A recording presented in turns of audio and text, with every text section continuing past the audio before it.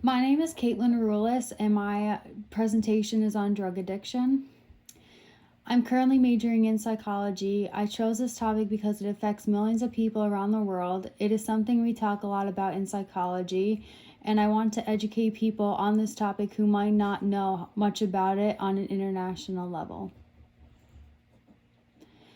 What I will discuss: what is drug addiction, commonly used drugs, the countries with the highest drug problems, and America's role in the global drug addiction problem.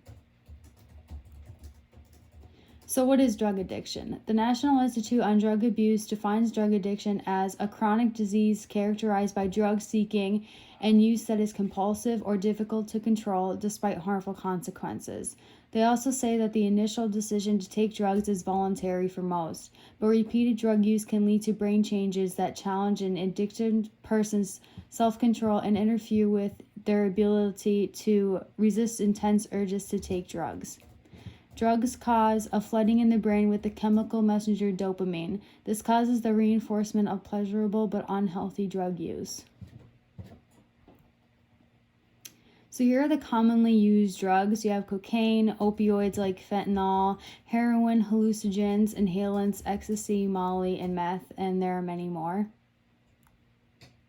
These are the countries with the worst drug problems. So you have Iran, Afghanistan, Russia, the United States, and Great Britain. So Iran has an estimated 2 million or more addicts and users. The largest market is for opium, which is a highly addictive narcotic in the world. High incidence of HIV/AIDS infections among intravenous drugs users in Iran. Iranian government solutions to their drug problems is large-scale executions of those convicted of drug-related offenses. High youth unemployment and inflation, along with cheap heroin from Afghanistan, makes fighting the addiction there challenging. Afghanistan is the largest producer of opium in the world and is the center of the opium trade. There are estimates that say that 1 million people in this country are addicted to drugs out of a population of 35 million. The United Nations Office on Drugs and Crime says a huge increase in cheap heroin is one of the reasons behind the epidemic. World surveys show that 90% of all heroin used in Europe traces back to Afghanistan. Afghanistan lacks the ability to offer adequate treatment, with around 95 treatment centers and beds for around 2,300 people. Russia officials say there are 1 million heroin users, but some researchers estimate between 4 million to 6 million regular users. The drug use in Russia increased greatly after the fall of the Soviet Union in the 1990s. Their government officials do not support harm reduction strategies like methadone clinics or needle exchange programs. Because of this, Russia has one of the fastest growing HIV/AIDS epidemics in the world. Although the United States is not a big producer or trafficker of drugs, it is among the world's top users of illicit substances. Americans are at the greatest risk of drug-related deaths and currently have the most people with prescription painkiller addictions in the world. About 3.8 million people misuse prescription painkillers in the US. In 2017, about 38% of adults battled an illicit drug use disorder. Drug abuse and addiction cost American society about $740 million annually in lost workplace productivity, healthcare expenses, and crime-related costs. Heroin use among young adults between 18 and 25 years old doubled in the past decade.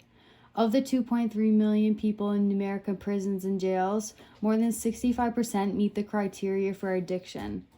In 2017, an estimated 20.7 million people aged 12 and older needed treatment for a substance use disorder. Only 4 million people received treatment. Great Britain. More than 15 million people in Great Britain report trying drugs, and around 3 million take them on a regular basis. Most people do not report a problem with drug use, but 1 million do report current problems. England is one of the number one users of illicit drugs such as cocaine and heroin in Europe. America's role. The United States, which has a great deal of influence on international drug laws, maintains a criminal justice rather than a health-oriented approach on drugs.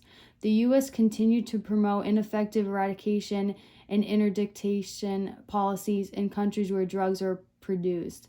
The international community is locked into a model that promotes lucrative, illicit markets dominated by organized crime because of these issues. And then here's a map that shows the share of the population with alcohol or drug use disorders in 2016. And as you see, Russia and the United States had the highest percentage. And then here's a map of the death rate from opioid use in 2017. And again, the United States and Russia also have a huge amount of people. And there are my references.